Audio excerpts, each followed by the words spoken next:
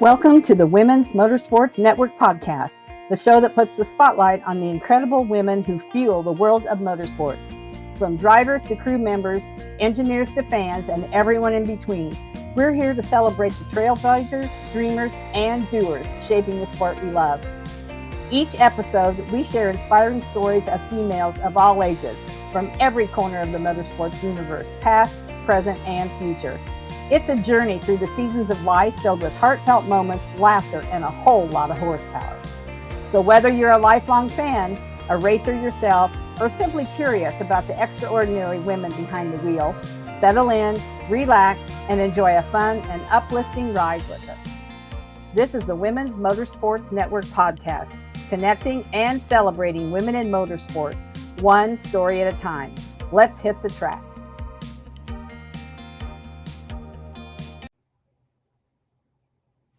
Hello, everyone. This is Melinda Russell with the Women's Motorsports Network podcast. And my guest today is Alexis Whitaker.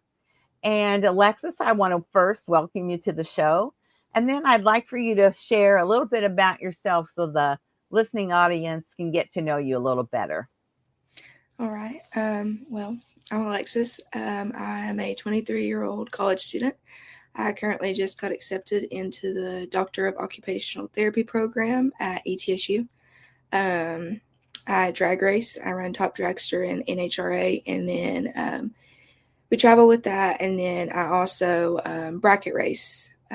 So I've been doing that since I was 10. I race with my parents. My dad races with me. So we travel the world doing that. Okay. Do you have any pets?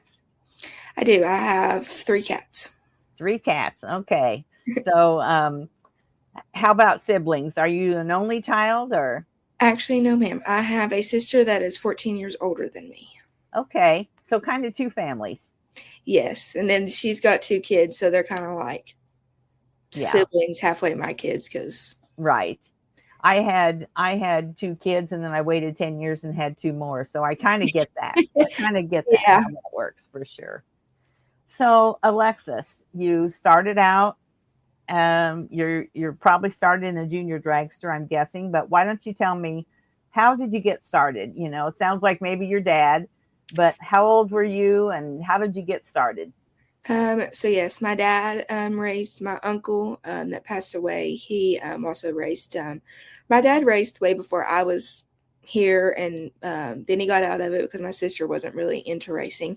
So when they tore down Bristol and rebuilt it, Dad came back in late 2000s and started racing. He had an old Chevy Malibu that he raced. And then I was at the racetrack. I really wasn't into racing much. I was playing sports. I was doing taekwondo, basketball, all that fun stuff. But fun fact, I've actually had 5 knee surgeries because my kneecaps would dislocate. So they took me out of sports at kind of a young age. I had my first knee surgery when I was 12. So with like having issues with my knees, it kind of brought me into racing. My dad bought me a junior, and then here we are. We've been doing it since. So I had knee replacement almost a year ago, and I'm getting along great. Yeah, they're not fun though. They're not fun. No, it's a recovery, that's for sure. Yes, ma'am. But I think I had gone to my doctor, a few years ago, and he said, when it's so bad that you are ready to do the surgery, so you just kind of wait and put it off, and then it's like, oh no, I'm done. Yeah, for sure. So I can empathize with 5 knee surgeries. Wow, Alexis. Yeah. So you said Top Fuel. Top Dragster.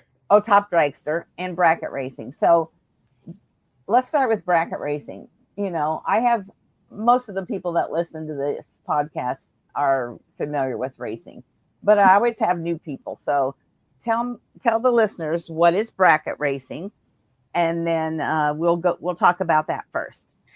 Okay. Well, bracket racing has, depending on where you go, you have different categories. So you have like foot brake, super pro, juniors, motorcycles, all those fun classes. The fun classes. My class that I specifically race in is Super Pro. So basically, I run against door cars and dragsters. Some really fast cars, some really slow cars. But we have a trans brake button that we come off on the top bulb, and then it counts down and it leaves. So that's basically you dial your car, what you predict that it's going to run. So that's basically bracket racing in a GIF. So if from the first pass you make to till you win, how does that work? You race against one other person, and then if you win, you move on. Yes, ma'am. So basically, it's that way. So like you'll come into the lanes. It's random pairs. It's whoever you pull up against and end up running. So basically, if I'm the faster car, I would put their dialing in my car, and I would leave my dialing the same. So it will count down. And then if I win that round, I go to the next round. Mhm. You keep doing that until the finals. Right. Okay. So, and then top dragster. So top dragster it's very similar to bracket racing, but it's very different. It's way faster. I'm running against cars that are going anywhere from 180 to 250 mile an hour. Like they're Right. very fast. Majority of the time, I'm running quarter mile. Bracket racing is 8th mile. But top dragster, you qualify. So for NHRA, they only take the fastest 32 on property. And then based off how you qualify is who your opponent is, because we're on a ladder. We're on a sportsman ladder. So you pull up. The faster car always has lane choice. So for me, I'm one of the slower ones in the category. I never know what lane I'm going in. Okay. Majority of the time. And then basically from there, it's a bracket race. It's just a little bit longer and a whole lot faster. Right. So do you prefer one lane over the other? No, ma'am. I've honestly, especially with top dragster, I've gotten used to having to run whatever's given to me. And in a junior, my dad always told me, like, don't favor a lane because you never know. Right. Right. And each track is different. Yeah, and you need to get good at using either one, Yes, right? Because you could come up to a big race or a final and be in a lane that you're not used to. And so, yes, ma'am. You know, it seems like a small thing, but it's bigger than people realize. Yep. Yeah, it is for sure. So tell me about your fast car.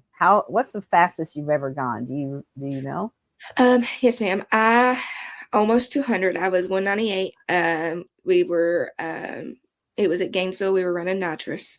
I'm trying my best to hit 200. But I was about 760s. No, 660s. Yeah. But you'll get it. You're not that far off. No, I'm not that far off, but it's just we don't run nitrous if we don't have to. We only run it if there is a full field, because for one, it's a lot of work, and for two, it can go bad real fast. Yeah, and it's probably expensive too.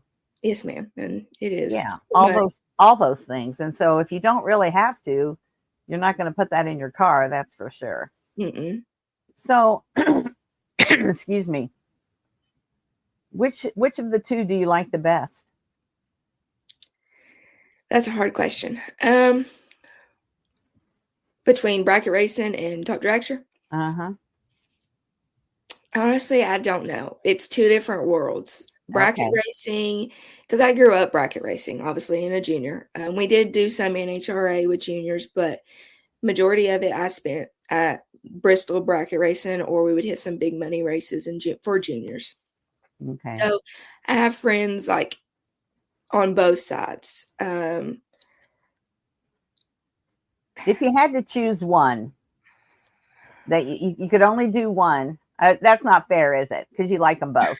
Yeah. Okay, don't answer that. Don't answer that. Yeah, I'm gonna say I don't have an answer for that one. Yeah, we're not going to answer that because that was not a fair question. I apologize for that. Okay. So, what's your favorite thing about going to the racetrack every weekend? Um, Honestly, it's like a break from like life, I guess you could say. It's something that I truly enjoy. It's something I grew up doing and I hope to continue doing as I get older. So it's truly something like, yeah, it's a lot of work. It's a lot of time. Mhm. Obviously, I have sponsors that expect things from me. Um, so I have to put in time and energy into it, but it's just fun. Like I love going and spending time with friends and family. Yeah. So do you want to share about your marketing partners or? Yeah, so currently for the 2025 year, I have picked up Rut's Trailer again. They sponsored me last year. Um, they're great to work with. If you ever need a trailer or anybody needs a trailer, they're more than welcome to send me a message and I can help them find something. We do custom built trailers. We have trailers that are already on the market.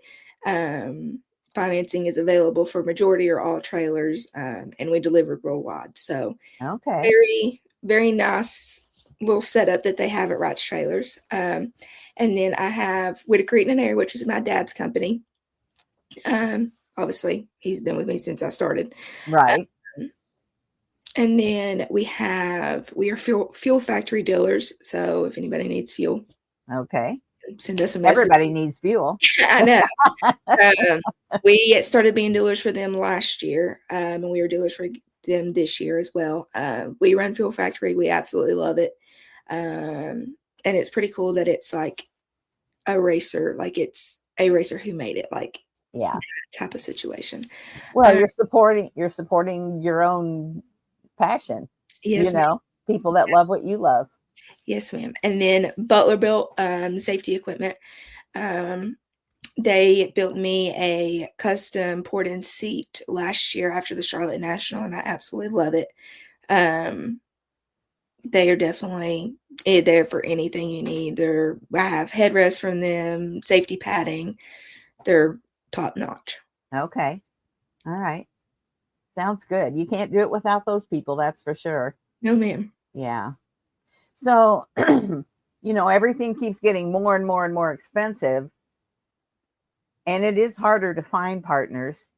Have you had to make any changes or anything? Um, had to cut back on anything, or are your partners loyal and you're able to just kind of continue? I have some people say, oh, I've had to cut back, I had to change this, and other people have gained new sponsors. So what situation are you in, and how would you go about finding new sponsors? Well, I actually have picked up races because for Wright's Trailer, we have to run so many national events. And they are very, very generous with what they give. So I honestly have had to pick up races. Okay. Compared, like last year, we hit it pretty hot and heavy racing. But I also, am out of school right now. I Yeah. graduated undergrad in biochem. So I'm in a transition between going from working basically full time and going to school and racing to just racing and work. So I've had a little bit more time. And obviously, that's going Okay. to change come in May. Um, but no, overall, I mean, I've really not had to cut back anything. My parents work extremely hard for what they've given me, and I'm thankful for that Yeah. because I would not be where I am without them. They Yeah. have given me a lot to be able to do what I do and to be able to get sponsors. I mean, Yeah. that's It takes all of you, doesn't it? yes, ma'am. Yeah, for sure. So, if you could look down the road 5 years from now, where do you see yourself in racing? Hopefully, I'm still racing. 5 years from now, I'll be working as a doctor at that point. So Yeah. I don't know. I hope that I'm still, in a car racing, even if that means I'm having to cut back with NHRA because Hmm. that's a lot of traveling. Yeah. I would still like to be running a full circuit with them and top dragster, hopefully finally hitting 200 mile an hour. Yeah. Yeah. But That's a good goal to have for sure. yes, ma'am. Yeah. So, do you have a favorite track? Oh, that's hard. So I'm going to split them up. On the All East right. Coast, Bristol, for sure. Bristol is my Mhm. home track. That is a track that I took my very first pass down. It's very sentimental to me, and it's a very nice track. West Coast would probably be Vegas. Okay. Vegas is very nice, which all of Britton Smith tracks are top notch, Yeah. but Yeah. probably those two. Okay. All right. Is there a track you'd really like to run on that you haven't got to do yet? Yeah, I can think of a few. Okay. I really want to go more out west.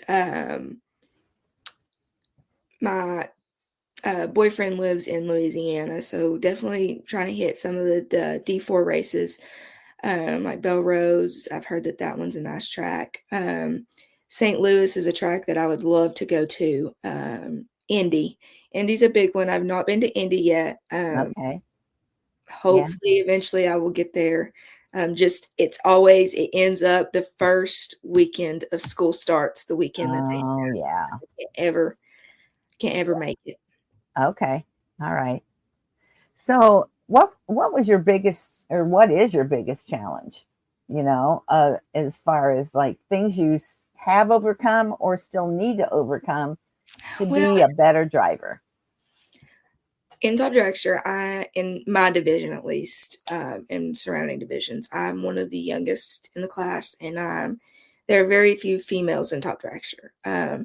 So when I very first got into it, that was something that I struggled with because I'm surrounded by older men that have years of experience on me. They have been racing for 30 plus years. Like it, that was something I struggled with. Now it's not like that. I've definitely overcome that. I've definitely raced some of the best in the world. So just like getting out of my head was something that I had to overcome because at the end of the day, it could go either way when you pull up to the line. Yeah. Yeah. And you know, you think that any kind of racing is just getting in the car and driving the car. Oh no. It's Ma'am. the mental part is huge. Yes, ma'am. Yeah. And people don't always think about that, but it really is. Have you ever felt like you didn't fit in? Like with those when you started, or do they make you feel welcome? Yes, ma'am. I will Okay. say that I've only had one instance. I had a man look at me at a track and I had to run him. And I think it was a tactic to more get in my head more say than it was him like actually meaning it. But it was he along the lines he said I didn't know women could race, basically. And I will say the men that were around that are in TD all just kind of just looked at each other. Was like, that was the wrong thing to say. Like Yeah, for sure. they Definitely the wrong thing to yes. say. Yeah. I would say most of the people that are in TD are top notch or in any racing. I've encountered a few, but very little Yeah. that have been bad. They're the minority now, to compared to what it used to be for sure. Yes, ma'am. So, what are you looking forward to the most for the season to start? Um, Honestly, probably just getting to race with my dad again. Like, he's had to take a here. So when I got transitioned from a junior to a big car, he stepped out of the car and let me race his Nova because my dragster wasn't ready. Um, And then we had motor issues, and then he went to a bigger motor, and just it was just a big thing. So he's not really got to race full time with me. He's traveled with me, taken me to racetracks. So honestly, just getting that family time, and then like I said, my partner also races, and just getting to watch him in the FX and the FSS car doing what he does is just Just I'm what you do, isn't it? excited. Yeah. Yeah, it's just your lifestyle for sure. So, what do you do on a bad day? We all have them, whether you race a car or whatever it is. So, how do you overcome, those things that go wrong at the racetrack? Honestly, I pray about it. I'm at the racetrack majority of the time. I have headphones in or earbuds in, and I'm listening to gospel or Christian music, and that's how Okay. I keep myself kind of calm. Um, I just try to take it as there is a reason why something didn't work out, and that's because God has that reason. And it could have been keeping me safe, or it could have Mm-hmm. been for somebody else. And the thing I've really noticed is when you don't think you're being watched, you're being watched. And Oh, isn't that the truth? yes, and I've had a lot coming from juniors. There's a lot of little kids that I didn't think noticed me growing up that are now in juniors or now stepping into big cars that have come to me and been like, I've watched you race, like just the encouragement I get from that. And I'll Mm-hmm. never forget last year at Norwalk, I was in the lanes. It was like third round, I think. Um, there was this girl along the fence post, very young girl, about maybe 10, 11 at most. Now, mind you, I'm the only girl up there at this point. Like, it's all guys. And for some reason, it just caught the corner of my eye. And she had this little writing tablet, and it said, "Good luck, Alexis," wrote on it. She was holding Oh. it up. And at Norwalk, they have like the the walkway is higher up than where Mm-hmm. you're in the lanes at. So I was like, oh wow, like I didn't realize like she had been watching me. And I walked over there, talked to her, took a picture and everything. And her parents told me she was like, she didn't want to come to the racetrack, and we talked her into it. And she's like, now she doesn't want to leave. Like she wants to get in the car because of you.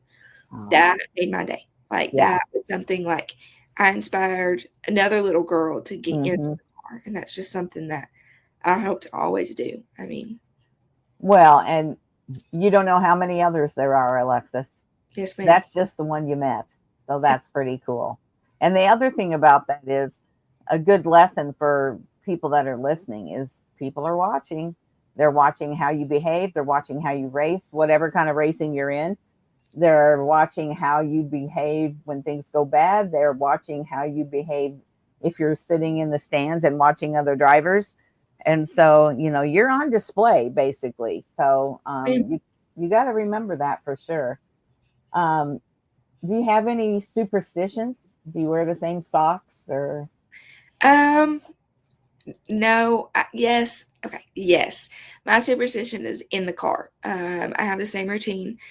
And you can ask any preacher around in D2. I'm very big on praying. Like they will pray with me, and I ask for prayer. Like if a preacher prays with me and another preacher walks up, I take their prayer too. Like I pray before every round. That is something that just I've always done. Um, there's just some things, and then I'm the one that does everything. Like my dad obviously does like the motor stuff, and I help him with it. But like getting the car ready, I'm the one that does it, and I do his car, and that's just something that's like it's the same routine every Yeah, time. yeah, yeah. That's good. So, has being involved in motorsports, do you think I don't want to say changed you, but made you the kind of person you are today? I guess what I'm trying to say is if you hadn't been involved in motorsports, how do you see things being different than what Honestly, you're doing? um, yes, I'm a very family oriented person because of it.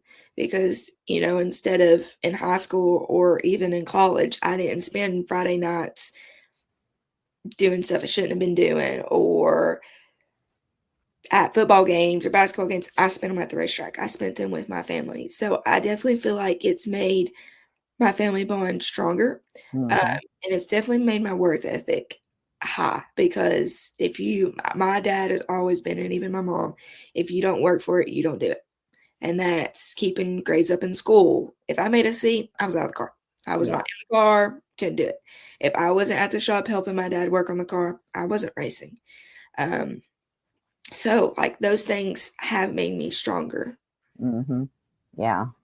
And those are what I call life lessons, Yes, you ma'am. know, that carry on to everything else.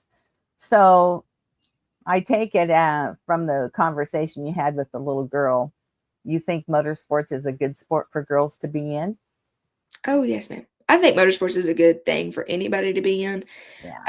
because my neighbor, back when I was younger, my neighbor got killed in a drag racing accident on the road. Um, she got killed in high school.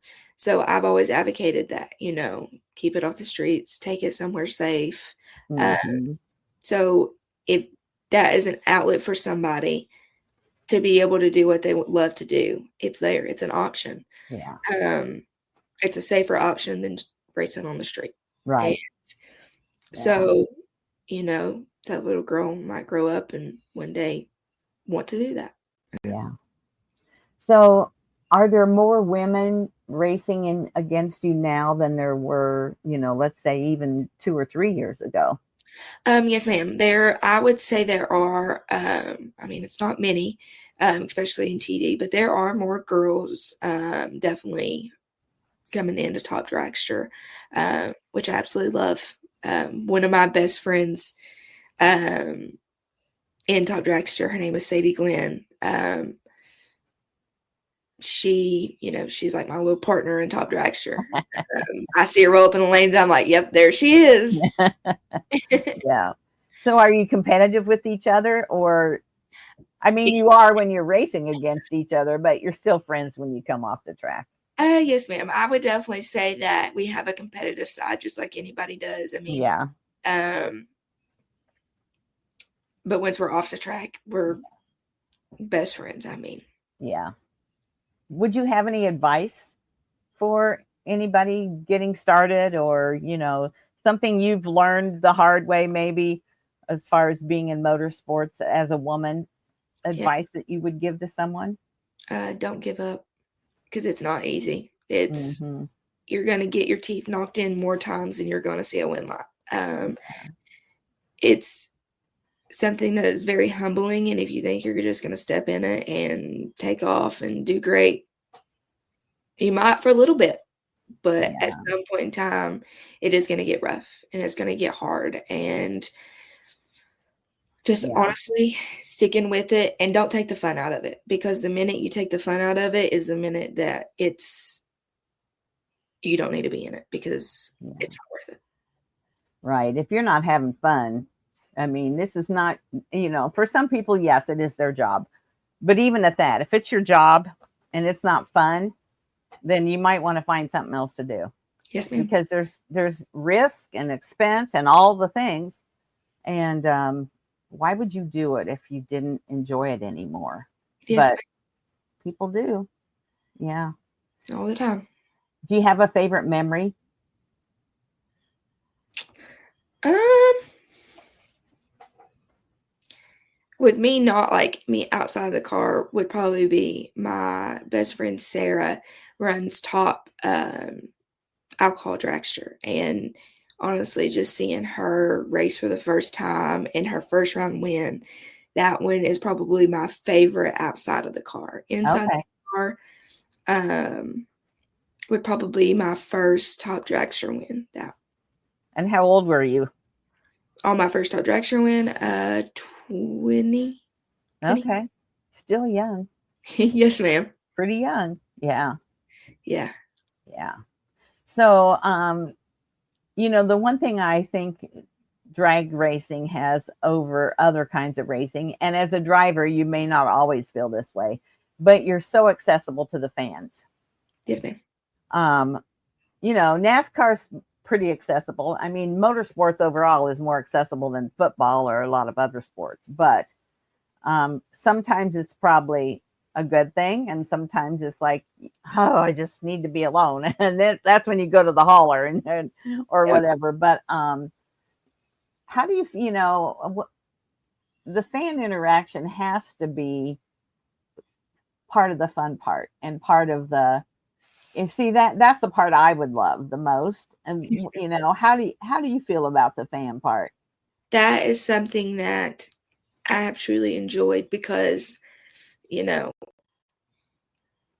at the end of the day, I've had people ask me, like, "Hey, you do something that's really cool." And I'm like, I mean, you could do it. Like, it's something that's accessible to you. And I think just having that fan interaction makes them feel valued. And that's Yeah. something like when I was a kid, I remember just playing my junior, you know, I was a fan. I was a fan of the top fuel drivers. Yeah.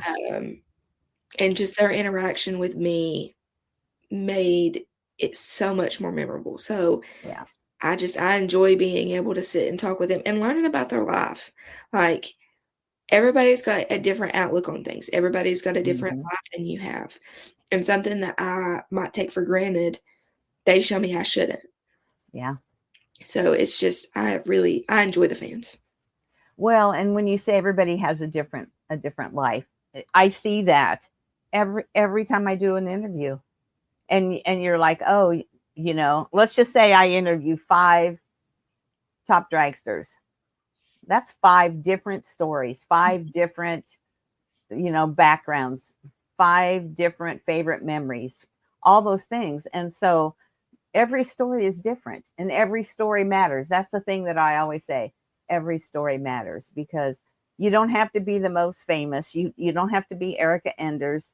You don't have to be Kyle Busch. Your story matters and how you got there and why you love it, and the fact that you encourage other younger people to get involved. I love that part. So let's talk about social media for a minute before we hang up here. Um, we all use it. That's probably how I found who you were. Yes, ma'am. So, how do you use social media? What platforms do you use? And then also, how could we follow you and see where you're going to be racing and how the outcomes are? Yeah, so I have a Facebook page. I have my personal page, Alexis Whitaker, obviously, but I also have a racing page. It's called Whitaker Racing. That's where I post like a lot of stuff for like my dad and I, like when we're racing and doing that. I also have an Instagram page. It's Whitaker Racing as well. Okay. Those are my two main Hmm. forms of social media. Yeah. And do you ever have, I mean, it can get ugly sometimes, but have you ever had an issue with somebody and you have to block them, or pretty much people are pretty respectful?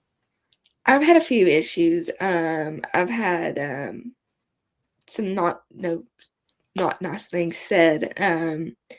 But other than that, I really can't. Yeah. And I always say, of course, the common term is keyboard warriors, but I always find that the people that are the most critical have never sat in a race car. Yes, ma'am. And so what do they know? You know? So those people really don't matter because they have no clue what they're talking about. And so you can just like brush that off, for sure. Yeah. I just read a great book, Alexis. I'm championing this book that my daughter shared with me, and then I happened to see the author on several TV shows. It's called Let Them, the Let Them Theory. Yep, Have you heard of it? I've heard of it. Yeah. You need to read it or listen to it on Audible. And it's a short book. It's easy to listen to. And when somebody posts something or has to be, criticizing or other, let them. They don't know. They're not your friend, they're not your family, they don't matter to you, and so let them. And that book is life changing. It's a great book, so I highly recommend the book. I've listened to it on Audible, and I ordered the book because I'm a reader and I like holding the book.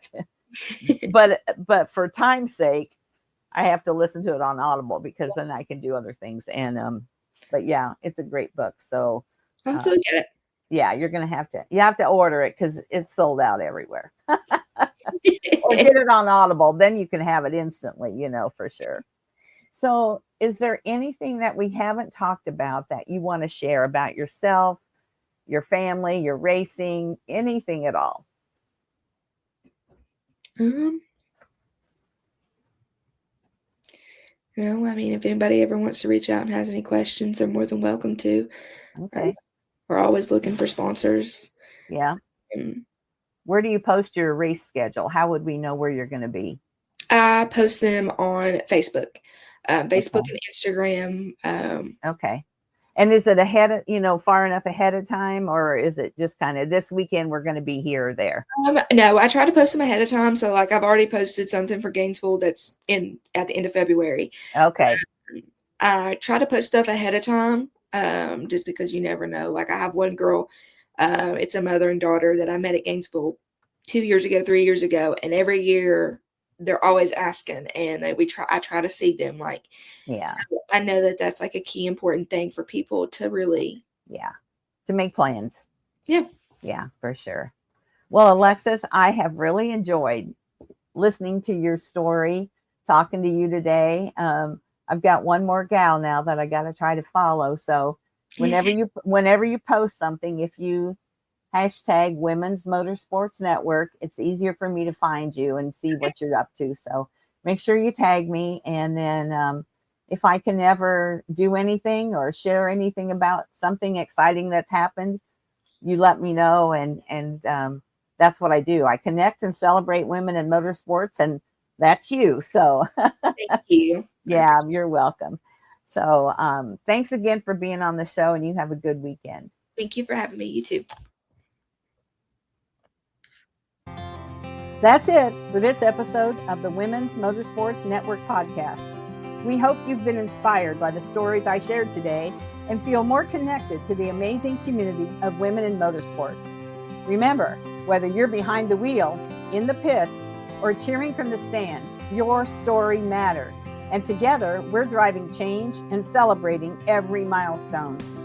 If you enjoyed today's episode, be sure to subscribe, leave us a review, and share it with someone who loves motorsports as much as you do. And don't forget to follow us on Facebook and Instagram for updates, behind-the-scenes content, and more incredible stories. So until next time, stay inspired, stay connected, and keep racing through life. This is the Women's Motorsports Network podcast, where every woman's story is worth celebrating.